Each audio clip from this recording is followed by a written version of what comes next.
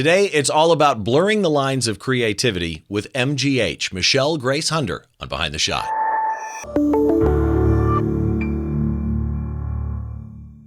Hi, welcome to Behind the Shot. I'm Steve Brazill, your host, and this is the show where we try and get inside the mind of a great photographer by taking a closer look behind one of their shots from conception to completion, all those stories and challenges that happen in between. The show notes for this show, as they are with every show, are over at behindtheshot.tv. And in fact, if you are not subscribed to the podcast version of this show, which is available either in audio only or video format, if your format of choice or your distribution source of choice supports video, the links to every way that you can subscribe that I know of, I suppose there's some I don't know of, those are at behindtheshot.tv as well. If you're watching on YouTube, please head on down, make sure you hit the subscribe button, give a thumbs up. And of course, if you got any questions or comments, leave those in the comment sections too. And I do want to remind you about the workshop that I'm going to be doing in New Orleans in January. This thing is going to be absolutely so fun. It is January 23rd to 27th. 2022, and it's the Wanderers Photo Workshop, and it is at wanderersphoto.com. You can find out the pricing, all the information. Let me tell you ahead of time, when you see the pricing, this is an all-inclusive workshop. You got to get yourself there, get yourself to the hotel, and after that, pretty much everything except alcohol is included, but all the details, exceptions, that type of thing, those are over at the website, behindtheshot.tv as well, or at stevebrazill.com. I've got a link to the workshop there too. Last but not least, I do want to mention my friends over at DVE Store, because HD video is courtesy of DVE Store. You can visit DVE Store at dvestore.com for all your digital video equipment needs. And I ran through that because I'm excited to get to my guest. So the guest that I've got on today, I know because I've met her a couple of times doing stuff like this. Michelle Grace Hunder. Michelle, how are you? Hi, Steve. So good to be here. It is so good to see you. You are an Australian-based, at least, I shouldn't say it this way. We'll get into this in a minute. But the way most people know you is you're an Australian-based music photographer, also a star of Twitch. But when I say music photographer, I don't want people to get the idea that you are only like pretty much what I do, live music. You do press and promo images. In fact, arguably, that's a lot of your business. Mm-hmm. Album covers. What else do you shoot? Like, how do you describe what you do to people? Yeah, I press shots, album covers, they're kind of like, that's kind of like my bread and butter. So I still describe myself as a music photographer. I would say 99% of the music, of the photography that I do is in the music industry. So that's why I've always said music photography rather than concert photographer, because I do live music. I do tour a lot as well. But I guess my business structure has always been very much centered around taking press shots for artists. And then, the live music and stuff was always the fun stuff that I did as well. It's not really something that pays the bills as much, but I absolutely love shooting live music. And now it's a big part of my business because I am touring and stuff. But definitely at the start, it was, it was the thing that I did to kind of get a footing in the industry and to meet people and to go to all the shows and, to be friends with all the artists. So it was kind of part of the puzzle, but definitely music photographer is how I describe myself. So you built it up, what I would argue is the best way to build it up. And that is you started doing the live shows. You started getting to know people. You started building relationships, which in this business is 110% of it probably, but let's say 98 so that we're at least mathematically correct. Yeah.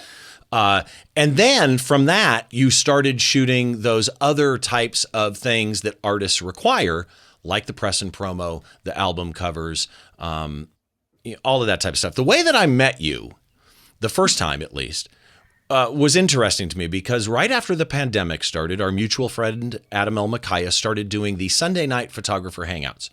For some reason, he asked me to co-host that with him. And when he stopped those, there was a piece of me that just sunk because we got a community, and those were on Twitch. We got a community there that are still people I follow and talk to this day. They're people that were passionate about music photography. They participated, which is what I see in your Twitch community. And I'm kind of curious, before we get deep into the Twitch stuff and what you do there, you mentioned Nikon, I think, earlier, but you're a Nikon Z Creator. And I'm curious about two things. One, how much do you think the Nikon connection, right, being an official Z creator, how much do you think that plays a role in your success, both with the music stuff, the tour, and with your Twitch stuff? Yeah, that's a great question. I would actually say it's the Nikon stuff. You say Nikon, I call it Nikon. It's the Australian version, Right. But anyway. And technically, you're probably more correct than me. Yeah, probably. Yeah, I have looked it up before. Yeah, but anyway, it's fine. So that actually came really recently. So I only started being a Z creator at the start of 2020, and I started streaming at the start of 2020. I was kind of mid 2020 as well. So Wait. really took. You've only done Twitch since 2020? Yeah, I started doing Twitch when the pandemic happened because I wasn't able to shoot. You built this community in less than 2 years? Yes. Wow. Okay, So I'm sorry. think, to Go be ahead. honest, no, but I think a lot of people know who I am through working with a particular artist. So to kind of join the dots, there's a really big artist that I work with in Australia called Rule, and a lot of the success that I've seen, that means more people know who I am, has come through my major projects. One of them was a book on Australian hip hop. One of them was a documentary and photo series on Australian women in music. And the third thing is working with Rule. So those three things pieced together is why I've kind of got a high profile in Australia. But Rule specifically, I think, and because he's such a big artist in Australia and we've toured the world, has really opened up I guess, my profile to a lot of young female photographers, and a lot of my community is young female photographers. So I think there's it's a real difference from a lot of other photography communities that, you probably noticed this. It does skew male. My YouTube audience is probably over 90% male. I think my podcast audience is probably about the same as well. And I want to build. I don't believe anything that I'm doing is male-centric, but I'm an old guy from Southern California, and people see me and go, it's not for me, sometimes before listening. Yes. But and it's our the same goal, with me too. I skew female probably because I am obviously a woman, and that people relate to that, younger women relate to that and they see that. It's just, I think it's just the nature of the beast sometimes. Right. It's like people can relate to what they see. I'm also far less technical. And I think that's, if we're going to talk about generalizations, female shooters are generally a lot more intuitive. And we'll definitely get into this today when we're talking about this photo and how it's achieved, but way less technical and way more intuitive. And I try and encourage young female photographers to lean into that, because I think a lot of women feel really inadequate and they feel like they need to know so much technical stuff. And I felt this myself. And sometimes when you're in spaces that are really, gear dominated or technical talk dominated, it's very intimidating. And a lot of women just won't participate in that. And it's a shame, but I've seen it I've seen it for 10 years now. And sometimes they can be quite hostile to people that don't know the technical stuff. So I tried to create a space that was the opposite of that. So very welcoming. I always say there's no dumb questions. I want to see everyone from, the people in my community shoot with their phones, some of them. Like, they're not all shooting with DSLRs. It's just it's about creativity. It's about experimentation. It's about play, which I think is really important with photography, is just playing and having fun. So I think that's why it's been so successful, is I haven't seen many spaces like that before, that just allows people to do whatever they want. And it doesn't matter if it's not technically perfect. And it's teaching them to learn and to just see what they like, what styles they like, what they really are resonating with. And it's been a really great journey over the last almost 2 years now. You just said so much stuff that I want to unpack, because for those of you that are watching or listening to this that don't understand the music photography world, I would argue, at least because I've seen it, right? I think we have a problem sometimes in the music photography world where women that I would argue in many cases are better than everybody else in the pit, have a better eye than everybody else in the pit. Now, I'm not going to say that's because they're less technical. I think people that are technical can have a good eye and be technical. And people that don't have the technical may lean into the more visionary stuff. That's the beauty of it, right? Is you get both. Yeah. But I have watched security treat women in a photo pit on the whole I mean, literally way different than men. I know very famous female music photographers that have told me privately nightmare stories of security kicking them out of the pit, but not the men. And so I think it's kind of cool that you embrace, look, come in here, be a part of the community, create something. I'm going to use a music analogy. Eddie Van Halen could have had a $35 guitar from a pawn shop and made you go, wow. He didn't need a $3,000 guitar to make you go, wow. And some of the people that walk in a photo pit with an entry-level kit camera and kit lens, you go look at their Instagram, they'll blow you away. Not everybody. Absolutely. And that's what I found with my community as well. Like there's literally people that are shooting with their phones that blow me away every week. I'm like, I don't even know, like it's inspiring to me. I don't know how you've created this. I don't know where your, like the thought for this concept came. Like every week I'm honestly just blown away. So I completely resonate with that, as well as security treating us differently. Have you seen that?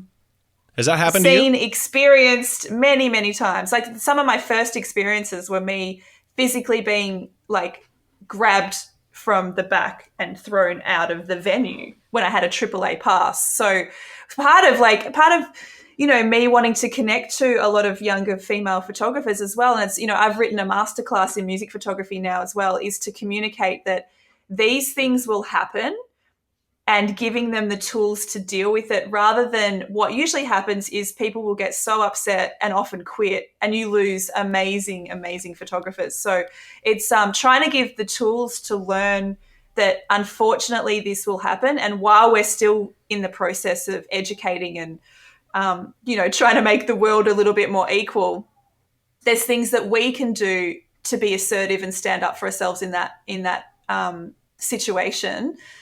Stand your ground, be really polite and but firm to say, hey, I have the right pass. If you need to go check with someone, like you need to do that. But because you're within your rights to be there. If you know that you're meant to be there, you're within your rights. So it's just, teaching those skills, I think, in a really positive way.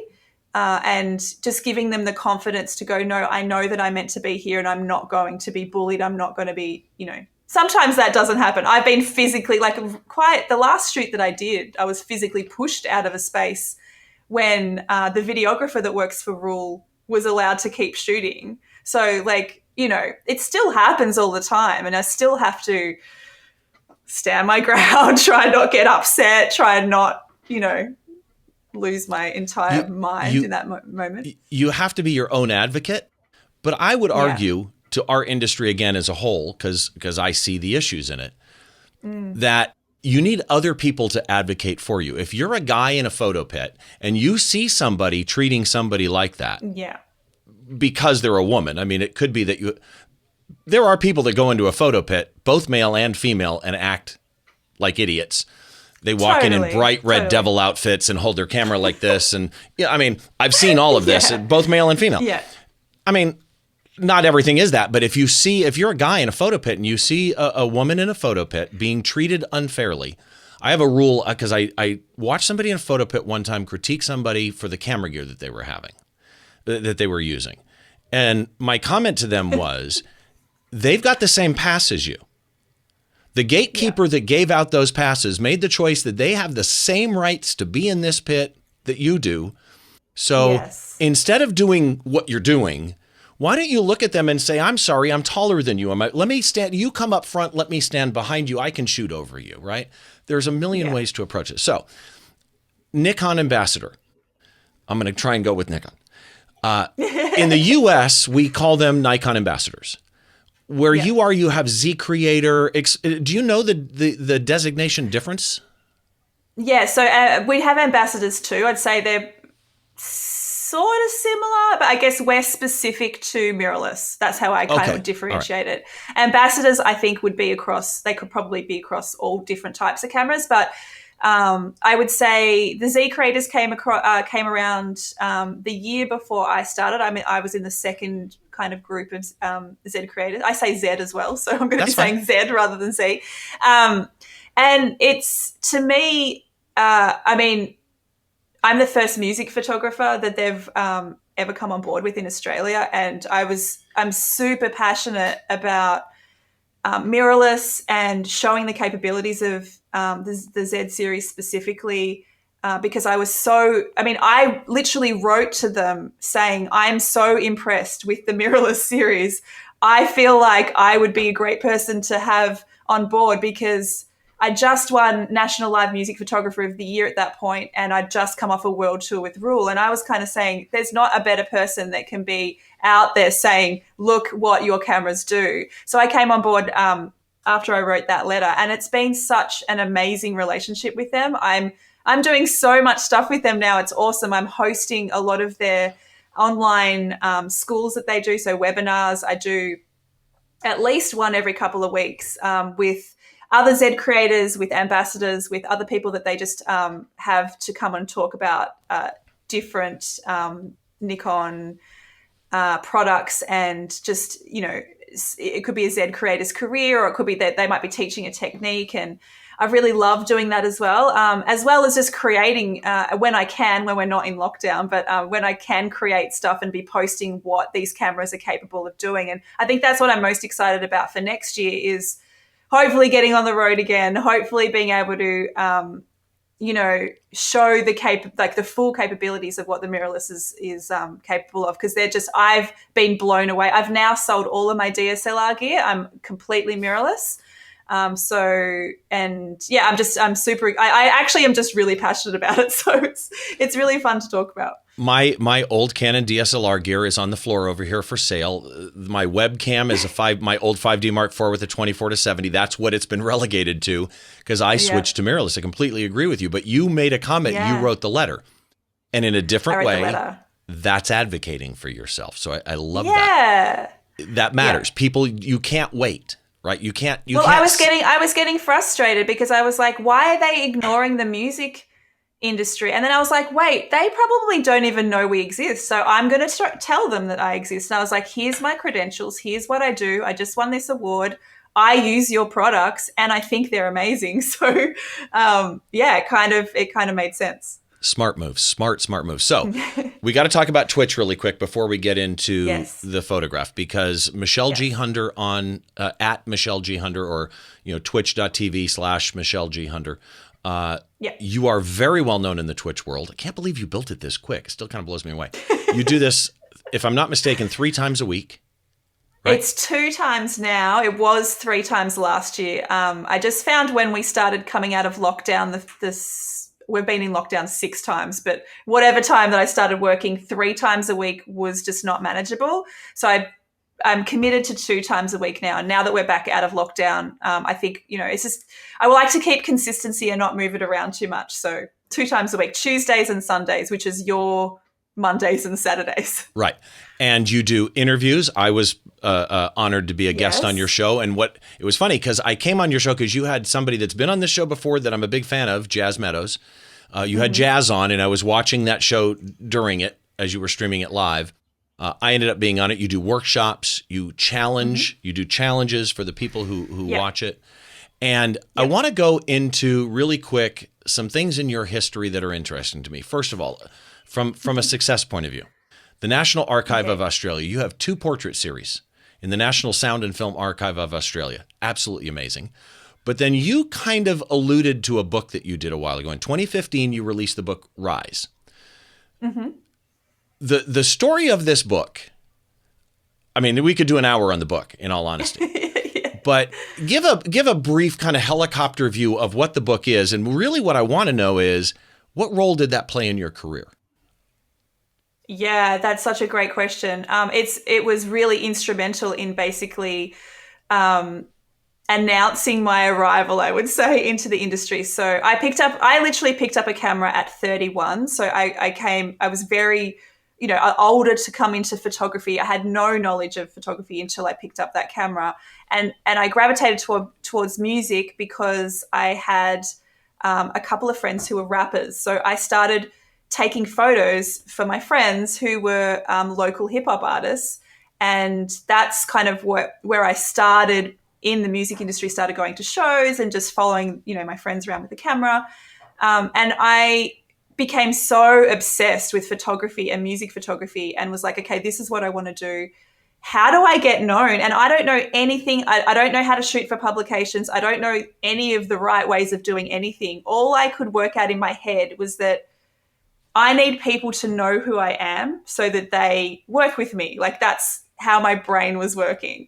So I started doing a portrait series on Australian hip hop artists. And at that time I was like, the Australian hip hop industry that I was experiencing was really different to what I was hearing on the radio. So I was like, okay, I know that there's these few groups that you hear on the radio, but there's this whole other scene that nobody knows about. So I just became really passionate about highlighting this scene.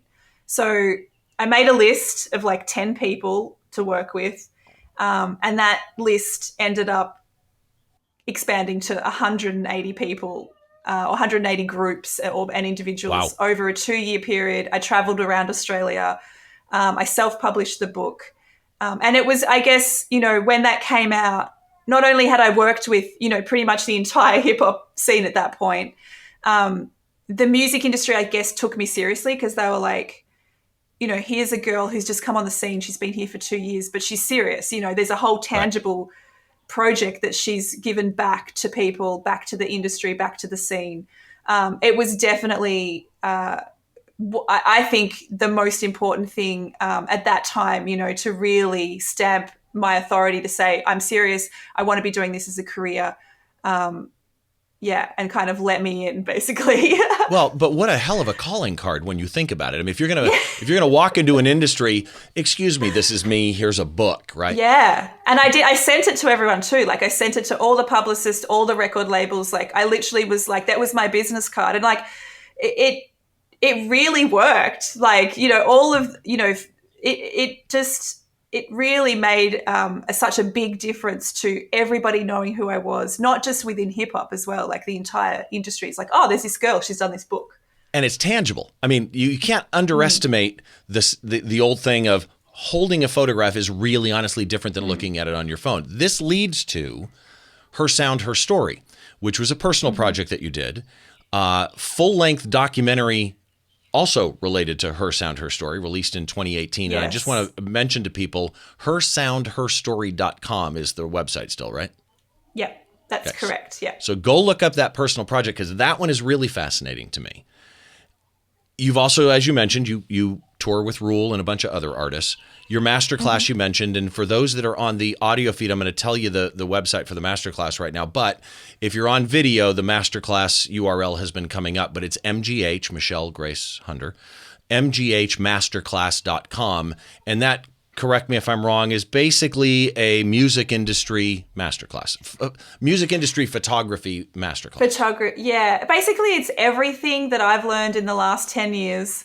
What not to do, what to do, who to speak to, everything about copyright, just all of the do's and don'ts in a less technical way than other masterclasses. It's kind of a lot of unwritten rules, a lot of industry secrets, as well as technical stuff, as well as, just things that worked for me, creating a career in music photography. Because I think what you see, and you will know this, Steve, like a lot of people, there's so many music photographers and a lot of them shoot for publications and they find it tricky to take the next step to getting paid. And they're like, I'm really passionate about getting paid because so many people will say, oh, bands don't pay. And it's just not true. There's a way to go about asking even the most broke band will buy a new PA system, a new switch for the guitar, a foot pedal for the guitar, a new microphone. If they will spend money on things that advance their career. Your job is to explain to them and sell the fact that your photos can last a really long time and advance their career. Exactly. And that's what I'm trying to teach in the masterclass. Those skills, different ways of approaching it. Potentially you could, maybe you do shoot for free, but you say, okay, if you like the photos, then you buy the gallery for X amount of money or whatever. So there's different ways, like just being creative and thinking a little bit outside the box rather than going, oh, they said no, they're not going to pay me. There's other ways that, you can get in there and start getting paid. So yeah, that's what the masterclass is about. I have a thing I tell people, and that is, at least in my opinion, I think sometimes it's just people, they're not comfortable asking for the money. And that's the hurdle. It's not the amount of money. It's So I don't care if you look at a small band, whatever, and just go, you know what, I'll do it for $50. Yeah. Just get used to getting something. Yeah. And then very quickly you'll be going, no, it's $500. It happened. Yeah, no, it really is. It really is just that first hurdle. And I think you're completely correct in saying that a lot of people just struggle to ask, especially if they've been doing publication stuff for free for a long time. It's just that psychology or psychological switch you need to flick. It's like you're providing a service. It's actually no different than anybody else working on the night. So if you start thinking of yourself as providing a really valuable service, then you can ask for the fee that is attached to that. So yeah. At a bare minimum, equate yourself to the people taking tickets at the door and the bartender, because they're getting paid. That's a great one. Yes. Before we get into this photo, and I promise people I will, but I haven't seen Michelle in a while, and so I'm having some fun just catching up with her. But plus, I want you to know as much about her as possible because I'm a fan. So you do a podcast really quick. You're killing it with your co-host, Tamma. Just give people the idea of where they can find You're Killing It and what it's about. Yes, it's specifically for creatives and creative freelancers. We wanted to make a podcast that kind of talks about just the crazy things that we, experience, as well as talking to people that are in that freelance world, because it's a really weird world to work in. It's, when you're not working 9 to 5 and you're not getting a regular paycheck, how do you balance that? What are the things you need to juggle? Is it family life? Is it all of these different things? So we set up this podcast a little while ago, and you can find us on all of the streaming, like Apple Podcast, Spotify. I think there's a few others, but they're the main ones. But yeah. Okay. Easy Sounds to find good. us. So now you guys kind of know who Michelle is. And there's a lot there. I'm so sorry. No. I actually say to people, when people say to me, what do you do for a living? Like if they don't know who I am, what do you do for a living? And my answer to them is always, almost every time, it depends what day you ask me. Yes. Because on a Sunday, I might be on the radio. On a Saturday, I might be photographing live music. You never know. Everybody, so that you know, just a quick reminder for you, however you're consuming this, whether it be the audio version on a podcast app or the video version on a podcast app, like Apple Podcasts supports video. If you're watching on Spotify or listening on Spotify, there is no video option there. If you're watching on YouTube, whatever, you can find the show notes for this show and every single show at behindtheshot.tv. I've got a little thing that I wrote about Michelle. I've got a sample gallery of her work and all the links that you're seeing on screen here. If you're on the audio version and you're driving and you can't write them down, that's okay. Head on over to behindtheshot.tv, find this episode. All the links are there as well. And again, if you're watching on YouTube, go down, hit every button you can find. Not the dislike button. Almost every button that you can find. Dislike. Yeah, just hit most of the buttons. And we'll keep it going there. So let's get into this photo. This photo, I'm going to call it Henry Brett because that's who's in the photo, right? Yes. Do you have a name? Yeah. Do you name your photos? I don't. I usually just name them what the artist name is. So yeah, that's why the file name's called Henry Brett. You and I went back and forth a couple of times on different shots, and I kept coming back to this one because I have questions on this one that are killing me. I've got to get the questions out. So first of all, I want to talk technical stuff. I looked at the EXIF data for this shot. You shot what is effectively matrix metering. It's pattern metering. Manual. Do you always shoot fully manual? Always, yep. Okay. White balance auto makes sense. That's what I do as well. Your exposure bias here was, so you had an exposure bias of 1/3 stop under. So you're using something in an auto setting that lets you say, when you calculate 1/3 under, which is interesting because you're in manual mode and I can see the exposure data. So You had 1.3 seconds is what it showed in the EXIF data, 50 millimeters. Yep. The interesting thing is the EXIF data showed aperture twice. It's either f6 or f8. Do you remember which? I would probably say f8 if I was to guess, but I can't remember. This was actually a few years ago. So okay. And ISO wasn't listed in the EXIF data. That's interesting. Yeah. Any idea? It was probably about 100, I would say. Okay. Because you're using a flash here. I'm using strobe. Yeah. Strobe. Okay. I'm actually, I'll get into this, strobe and LEDs. There's two light sources. Okay. There we go. Now we're getting somewhere. Because this shot, the reason I introduced this episode by saying blurring the lines of creativity is because there are details in this shot that I'm so afraid. Like, this is one of those shots. I always describe the shot to the audio audience. This is one of those shots. Usually I'm afraid to describe them. I can't wait to try and describe this shot because there's a few things in here I'm afraid that somebody looking at this in passing will miss that are critical to why this shot is so damn good. So first of all, let's start here. It's a shot of Henry Brett, who is a performer. Is Henry Australian? He's an Australian singer, musician. Okay. So here we go. I'm going to try this and shoot me down wherever I'm wrong. He's wearing what appears to be kind of a really cool, like I picture this jacket in the 60s in the hippie scene almost. Mm-hmm. It's almost like a velour jacket with big, wide, full height almost lapels with very large buttons on it, right? Yep. I'm going to struggle with this part, so bear with me. The real person, right? The real Henry is on the right-hand side of the frame, just inside the rule of third. His shoulder, he's leaning to the right. He's facing us. He's leaning to his left, camera right. Both his shoulder and his head are about on the rule of third. He's looking camera left to his right. Both his hands are up. Okay, this is key. His hands being up is actually key. He's looking straight left. His right hand is like in front of him. His left hand is across his chest. And that version of Henry is beautifully color accurate, right? I mean, not only that, it's a rather beautifully rich, this may be the Nikon processing, but it's a beautifully rich natural skin tone. I really actually like the way that Henry came out. However, there's more than one Henry. I almost see this as multiple personalities when I saw this. So picture a mirror image of that Henry on the other side of the screen to a point, leaning camera left, facing the camera, leaning camera left to his right, looking camera right to his left, hands up in the air, just like the other one. But in a mirror image, everything would be exact. And here they're not.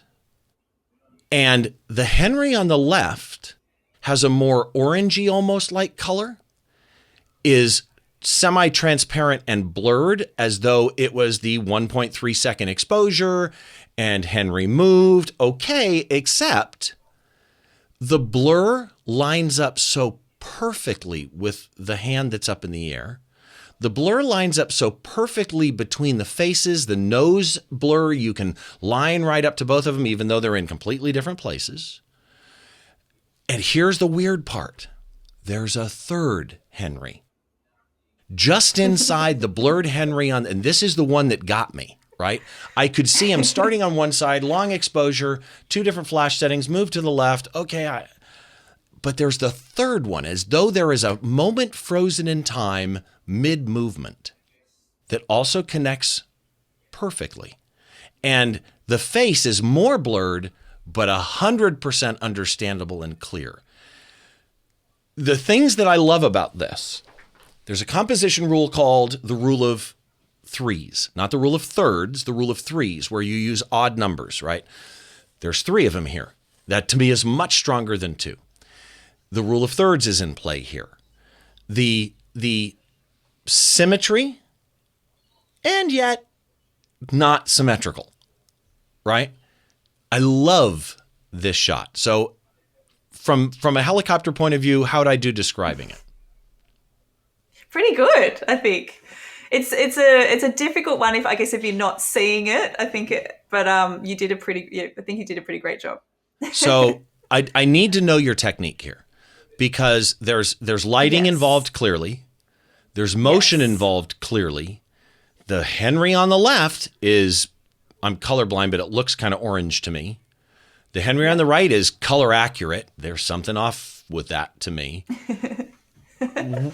What did you do? I'm so glad that you chose this photo, because this is my favorite technique to play in the studio. So what I usually do is you have the brief of what you're going to do with the artist. You have a period of time, and then usually I allow about half an hour of play. I call it playtime, to experiment. And at this point, this is a few years ago, I was really experimenting with long exposure. And I think just to take a step backwards to know that when I started, I always would describe myself as a natural light photographer, because I was terrified of the studio. It was absolutely, because I'm not technical at all. I find technical stuff really, really tricky. After I did Rise and the book came out, I was like, all right, well, if I'm going to be taken seriously, I really think I need to learn how to use studio lights and be in the studio. And so I basically forced myself to just shoot in the studio for a year. I was like, I'm not doing any natural light photo shoots that I would always encourage people to do. I'm going to force myself, and I'm going to learn techniques that I find are really, really, really difficult. And I'm just going to, it's just repetition. So at this point, I was playing around a lot with this particular technique, which I will say is not an easy technique at all. It's probably one of the more technical techniques, but that makes me feel better. I'll explain how I did it. So the frozen Henry that you've seen on the right, which is kind of like the real Henry, that's done with an overhead. It's done with my strobe lights, so my studio lights. I used to have Bowens, and it's just one big giant softbox that's over the top, and it's kind of facing from when you like looking picture left to right, so you can see how you can see how the light falls across his face. You can see that it's overhead, but it's kind of on an angle. It's not directly in front, and that's one of my favorite studio lighting setups. Is just one big giant overhead, slightly like off to the left, 45 degrees off center, and 45 degrees. It's just timeless, beautiful, classic. You might get a bounce in there or something, but I just love that lighting setup. So I would always start there. So the trick to this is like the strobe freezes the motion. So the Henry that you've seen, he freezes him. Sorry, not in motion. He's frozen in time, I guess. And then the trick with the long exposure is you have to play around with this. And what I found too is it never works the same twice. So every time I do this, it's a little bit different. And I'm constantly playing around with the settings to get it right. But so once the strobe is gone, it's flashed and it's off again. So the studio is dark. What I then do is I flick on a second light, which is facing the other way. So it's on the other side at a 45-degree angle. And I can't remember if I used an LED or a lamp. I'm thinking at this time, this was really early, I might have still been using, I used to have a little desk lamp on my desk at my studio that I would use for this particular style of shoot. So I'd bring it into the studio, plug it in, and I would flick it on after the strobe's gone dark. I'd ask Henry to move and I'd flick on the other light. So that's the motion that you're getting in that third, if it's, what did you say it was 1/3 of a second? I can't remember what time. 1.3. Time. 1.3. Sorry, 1.3. So a second and a little bit more. So that's the motion that you're getting. And the thing is with this, you have to it's like repetition to get this type of photo. Like there's some that are just like, they literally look like, spirits, demon ghouls are leaving their body. And part of that is the color. Really weird stuff. The color adds to that feel.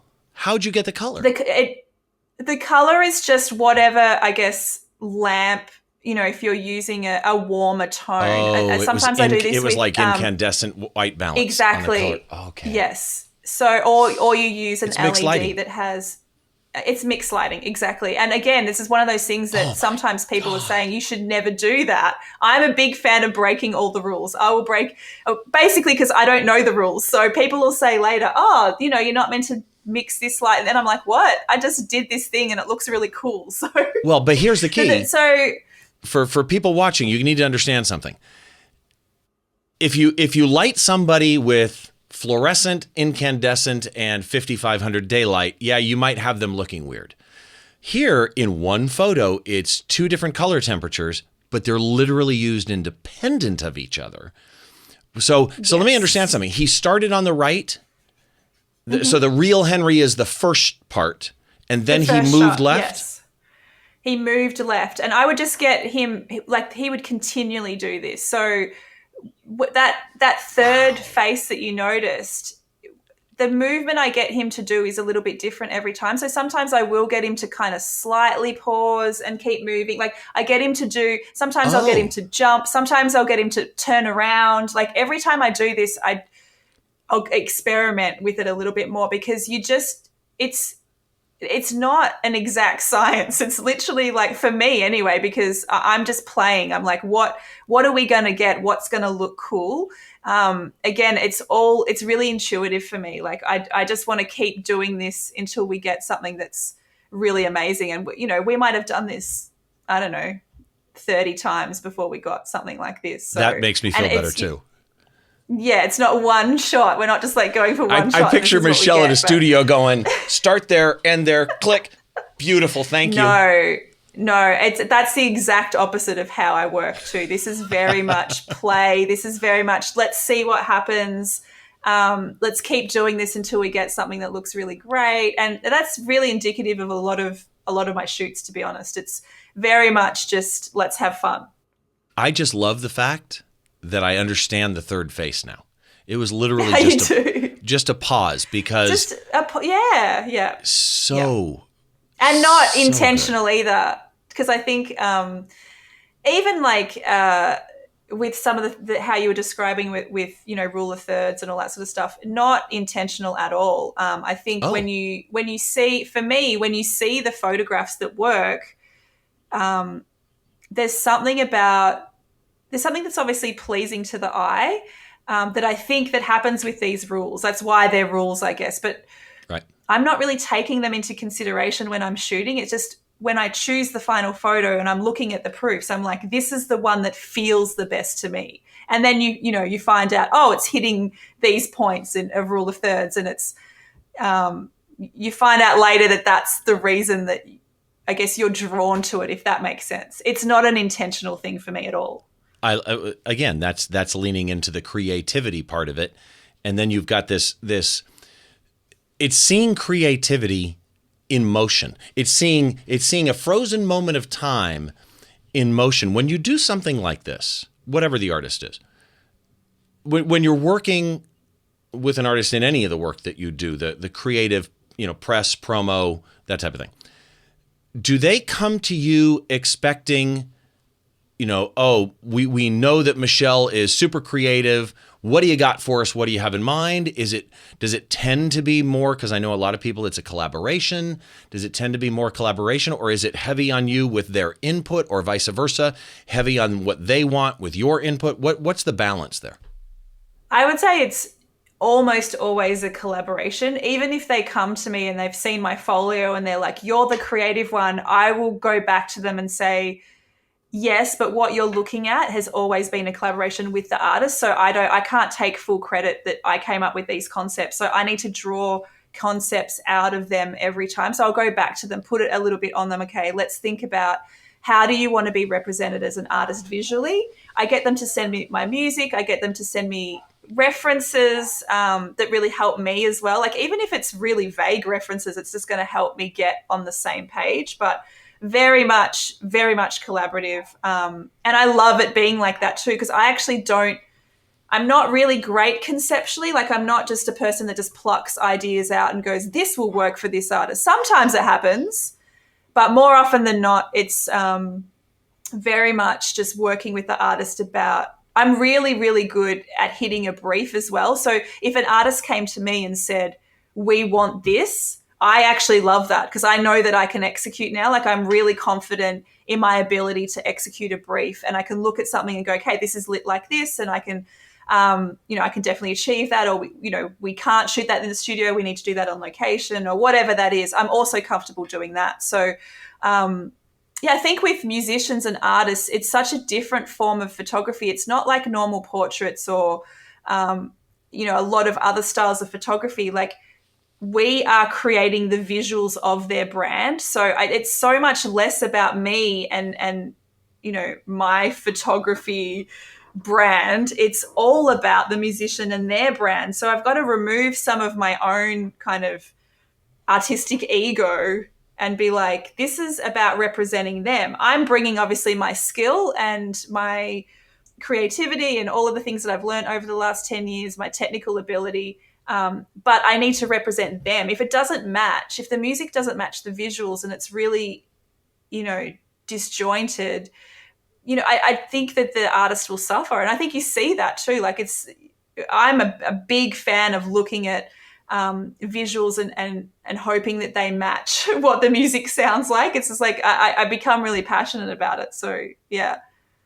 So on a shot like this, on a percentage level, how much of this is you coaching his movement versus, some artists, they get in front of a camera and they're just naturals, right? Some people, I shouldn't even just say artists. Some people are hams, for lack of a better phrase. You put them in front of a camera and they come alive. On a percentage level, was this 50-50 you coaching him, or was this mainly you telling him where to move?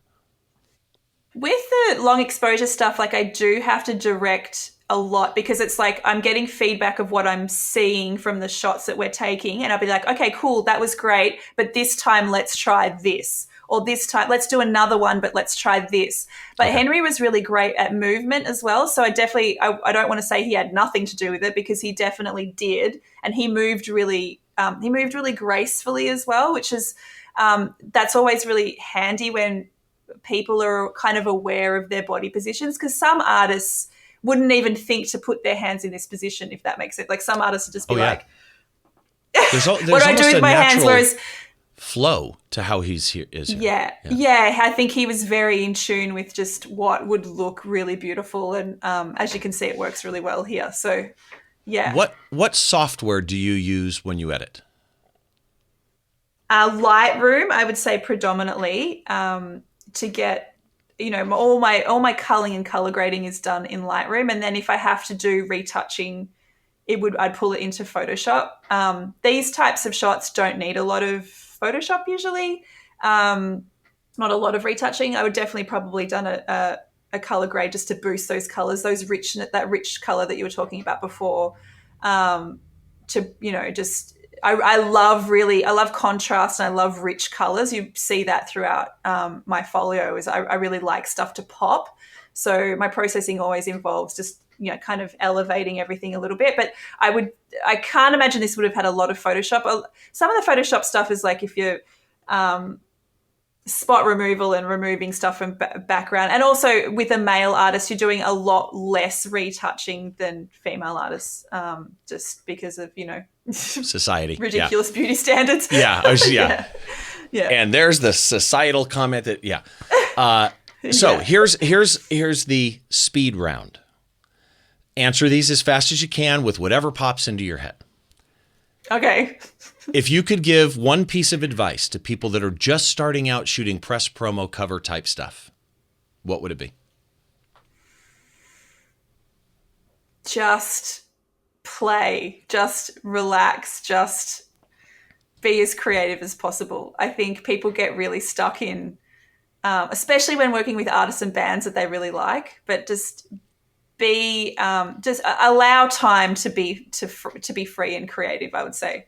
It's where the magic happens. It's where everyone's relaxed and it's where, all the magic happens. Biggest mistake you almost made or did make? Oh, I think biggest mistake I probably made is not being aware early on that your social media presence is being watched by a lot of people, and to be professional at all times. And it's a hard lesson to learn. And it's something that I try and teach everybody now, is that everybody is watching you all of the time, and whatever you say, even if you think it's a joke or whatever, somebody could see that and just think that you're really unprofessional for a particular comment, which has happened to me. So yeah, Okay. I tend to not do that anymore. Yeah, good idea. Favorite drink?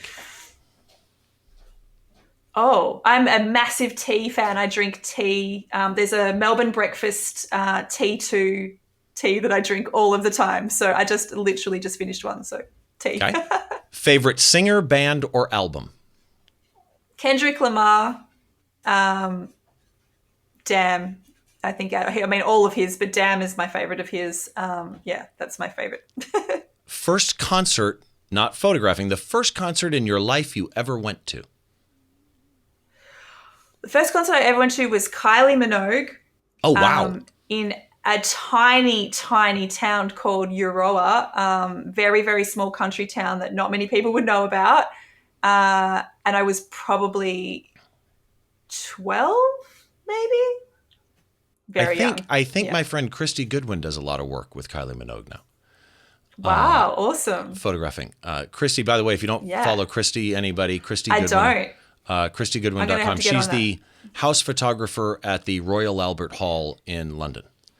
And tour photographer for Joe Bonamassa, Taylor Swift. She was one of the first people ever to photograph Ed Sheeran, and with the help of his dad, just released a book on Ed Sheeran. I do follow her. Yes, I do Christy's follow her. Just yes, amazing. She's amazing. Wonderful lady. Last question. Is there a photographer people may not know about that you think needs to have some attention called to them? Somebody that everybody should follow? Yes. I'm just going to get her actual Instagram name. There's a music photographer in my community who her name's Gabrielle Clement. Gabs. Gabs. She definitely doesn't have enough followers. She's exceptional music photographer. I'm just waiting for the time that a band notices her and takes her on tour. She's really, really, really talented, very, very painfully shy, but very, very talented. And she does great design work as well. And I think she's been doing a lot of that in lockdown as well. I'm just always blown away by her work. So her Instagram is, it's Gabrielle Mary, but it's spelt with the A's are X's. So okay. Well, and I will. Yes. I follow Gabs, so I will get her. Great. She's on Twitter. She's actually fairly regular on Twitter. She is. She's on Instagram. I will get all her links, and I will put those also, or at least the Instagram, in the show notes too. So head on over to behindtheshot.tv. You can find the photographer pick for Gabs in there. All of Michelle's picks in the blog post over at behindtheshot.tv. A little bit that I wrote about Michelle, a sample gallery of the work, et cetera, et cetera. So for those that don't already follow you, what are you people doing? Follow her. Yeah, what are you doing? I mean, come on. For those that don't follow you, where can people find you? What's your website? Let's start there. Website's michellegracehunder.com. And then all of my other socials are Michelle G Hunder. So pretty much Instagram, Twitter, Twitch, TikTok. I'm on all of them. Michelle G Hunder on everything. So Facebook is Michelle Grace though. I think Facebook was Michelle Grace Hunder. Masterclass. Let's give the masterclass. Oh, masterclass. Yeah, masterclass is mghmasterclass.com. So if anyone has any interest in music photography and wanting to learn how to make it a career, I'm your girl. I've got everything written down for you. Thank you so much for doing this. Thank you for inviting me. This was super fun. I am so glad to catch up with you. And again, if you don't follow her on Twitch, go watch live because you'll understand what I mean about the community. She's got this fantastic community that she's built. And wow, in such a short period of time. So again, to Michelle Grace Hunder, thank you so much for doing Behind the Shot. To everybody else, thank you for watching. Thank you for supporting the show, for listening, for when I tweet things or put stuff on Instagram. So many of you reshare them. I do want to remind you, the website is behindtheshot.tv. My website is stevebrazill.com, like the country Brazil, but 2 L's. Head on over there. You can find me on social media. It's at Steve Brazill or at Behind the Shot TV. Follow, comment, let me know whatever you want to hear. YouTube is Behind the Shot on YouTube, and please do subscribe. And wherever you're getting this, whether it be YouTube, whether it be Apple Podcasts, Google Podcasts, Spotify, whatever, if you would leave a review, a written review, a star rating, hopefully it's 5. If it's not, please reach out to me. Let me know what I'm not doing right so that I can hopefully, help the content fit what you're looking for a little bit better. Thanks to everybody. I'm Steve Brazill, and we will see you on the next show.